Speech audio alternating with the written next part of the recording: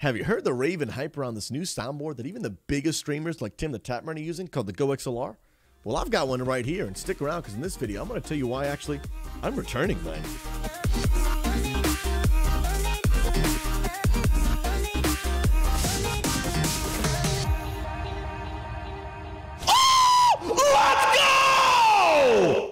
Hey, what is up, everyone? SouZy coming at you. Hope you guys are doing absolutely incredible.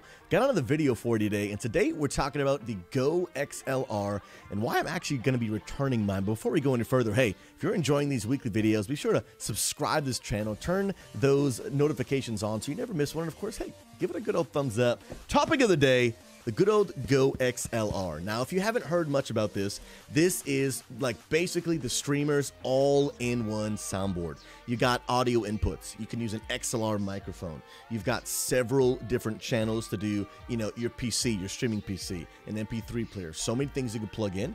Also, it has built-in sound effects, and I got to admit, this is the go-to all-in-one best soundboard for any streamer.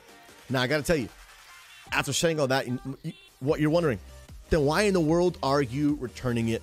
I got to tell you, I want to go over 4 reasons with you real quick of why this is not the right soundboard for me, but keep in mind, it still could be the right soundboard for you. Now, right now, the soundboard that I'm using, you can't see it on camera, but it is the Allen & Heath Z60 10FX, and it is a soundboard that also has sound effects built into it, and here's why I prefer mine way over the GO-XLR.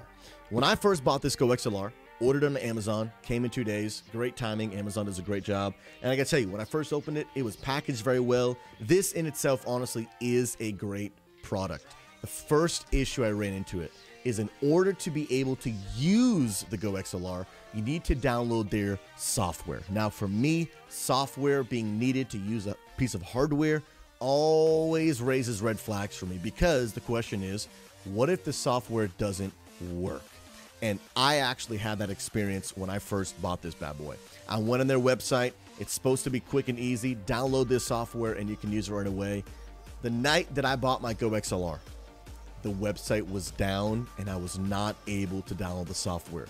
I was hoping to get it live and ready. I already told my whole stream it's coming in tonight. I'm going to use it for the morning. And then I had egg on my face because I started my next day's stream and I wasn't able to use it, but not a fault of my own. It was actually the fault of the company. Now I get things happen, websites go down. As a leader of an organization myself, I know what it's like to have things not happen the way you want, but needing software to run the program is a huge turnoff for me.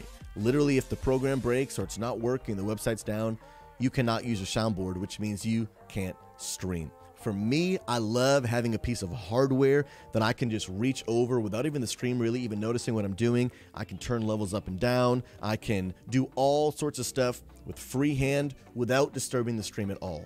By needing a piece of software, if I need to change any volume levels or anything, I have to Alt-Tab out of the game I'm playing on stream. Now, everyone knows there's some changes happening, and for me, I just find that to be a little unprofessional. I've got to pause the gameplay, and I just like to be able to do it smoothly. Piece of hardware right here, literally at an arm's length. I can reach my board, and I can change it, and for me, I find that to be much more professional, much more smooth. I do not like using software. For a great piece of product, it's unfortunate that you have to be able to go into the software. Reason number 2, for me, it just doesn't have enough inputs. Now, if you look at the front of the box, it might look like there's 4 inputs, and there is, but there's only one XLR input. If you don't know what an XLR is, it is the universal term for a microphone cable. This XLR piece right here, there is only one XLR input, and that's a struggle for me.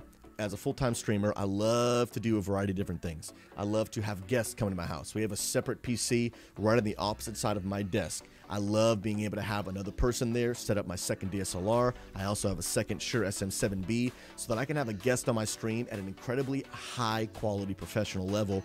But with the GO-XLR, there's only one input, so therefore I'd have to bring that person into a Skype call, and it just would degrade the quality. You know, if my wife ever wants to do a dual stream with me, we can't do it based off of this GO-XLR. Having multiple inputs is huge for me. My personal soundboard has a total of 4 XLR inputs and then like another 4 1/4-inch inputs. I can plug my guitar into it. I can plug my gaming computer. I can plug so many things into it, but having multiple inputs is a big deal for me. If they had at least 2, Now, 4 might be overkill for most people, but if they had at least 2, because especially for me, when I do my workout streams, I plug in my wireless lapel. That's in at all times. I wouldn't even be able to do what I need for my stream. Again, GoXLR is not a bad product, just not the product for me. I need more inputs. Reason number 3 are the voice effects. I got to tell you, in this, they have really, really epic voice effects. You can change the pitch of your voice. You can sound like a robot. There's so many different things you could do, and they're very easy to use. I got to give it to them. Very, very easy to use. But for me, I don't find them to be as smooth as my current board, and here's why. With my current board, hands-free, I can activate sound effects. With the press of one button, hands-free again, I can change it up. What do you mean? And so for me, in my streams, I always love that sense of mystery of, clearly I'm in the middle of the game, my arms are moving, I'm in the middle of combat, they can see what I'm doing. But then all of a sudden I've activated sound effects, and there's a sense of mystery, a sense of wonder. How is he doing that? When I reach over and I blatantly press a button, and then my voice changes, and then I reach over and I press it again to turn it off, there's a little sense of mystery of, oh, I wonder what soundboard he has. But I love that sense of awe of, man, how in the world does he do that so quick on command? I can activate my sound effects whenever I want, and when I don't, I just shut them right back off, all hands free, because I have a foot pedal underneath my desk that connects to my soundboard that with my feet, I can turn it on and I can turn it off. And it's very, very smooth. And although I got to admit the GoXLR has more sound effect options, but I just didn't find myself using them too much.